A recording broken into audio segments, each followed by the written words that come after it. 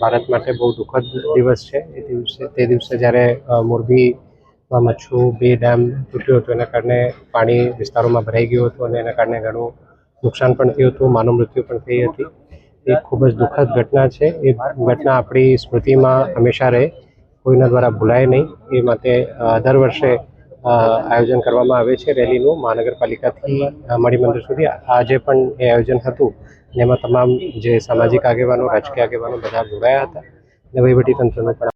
તારીખ એટલે 11 ઓગસ્ટ 1979ના દિવસે જે મચ્છુ ડેમ તૂટ્યો અને જે પૂર હોનારત થઈ મોરબી અને આસપાસના વિસ્તારોની, એની અંદર થયેલી અત્યંત જાનહાનિ, પશુઓનો એક મૃત્યુ અને આખા શહેરમાં ફેલાયેલી જે તકલીફોને નિવારવા માટે સમાજની અનેક સંસ્થાઓ સરકારની સાથે ઊભી રહીને, એમાં રાષ્ટ્રીય સ્વયંસેવક સંઘના સ્વયંસેવકો ગુજરાત અને બહારના ખૂબ આવ્યા, કારણ કે ત્યારે બહુ ટાંચા સાધનોથી મોટાભાગે હાથેથી સફાઈ કરવું પડે એવું કામ હતું।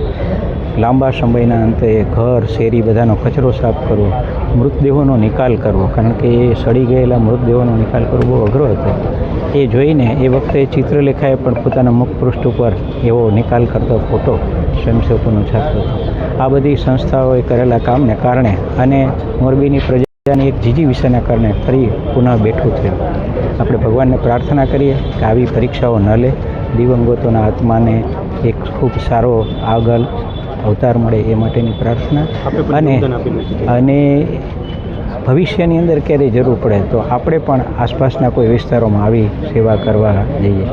એ વખતે ઘટના ઘટી ત્યારે અમદાવાદ બીજે મેડિકલ કોલેજમાં બીજા વર્ષમાં ભણતો હતો। 20 દિવસ પછીની જે એક ટીમ આવી એમાં મારો આવવાનો વારો આવ્યો। આજે સમગ્ર ભારતમાં એક શોકનો દિવસ છે। આજે 47 વર્ષ થયા ત્યારે મોરબી હોનારત આવ્યું, ત્યારે લગભગ આપણા મોરબીના ભાઈઓ અને બહેનો 4200 ભાઈઓ બહેનો જે મૃત્યુ પામ્યા હતા, એનું દર વરે આપણે મોરબી જિલ્લાના તમામ સમાજના આગેવાનો, અધિકારી દ્વારા એક મૌન રેલી નીકળતી હોય।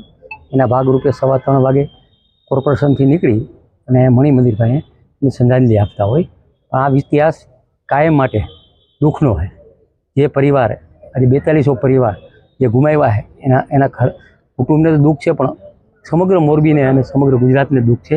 આજે દુઃખ સાથે કહેવું પડે કે જ્યારે હોનારત આવ્યું ત્યારે દેશના વડાપ્રધાન મોરબી નરેન્દ્રભાઈ પણ સંઘના સ્વયંસેવક હતા અને હું પણ સંઘનો સ્વયંસેવક, મારી 18 વર્ષની ઉંમર હતી ત્યારે પણ ખૂબ અહીં સંઘના સ્વયંસેવક સરકાર, આ રાજ્યના મુખ્યમંત્રી બાપભાઈ જસુભાઈ, અને ત્યારે પણ અહીંયા 1 મહિનો રોકાઈ અને મોરબીને ઊભું કરવામાં ખૂબ એમનો ટેકો હતો અને 1 મહિનો અહીંયા સરકાર આખી રોકાણી હતી। સંઘના સ્વયંસેવક, અલગ અલગ સંસ્થાએ ખૂબ બધાએ જે સહકાર આપ્યો એમનો પણ આભાર માનું, અને મોરબીના જે તમામ આપણા ભાઈઓ અને બહેનો જે ગુમાવ્યા છે એના પરિવારને આપણે સૌએ ભગવાન પાસે પ્રાર્થના કરી અને શક્તિ આપે।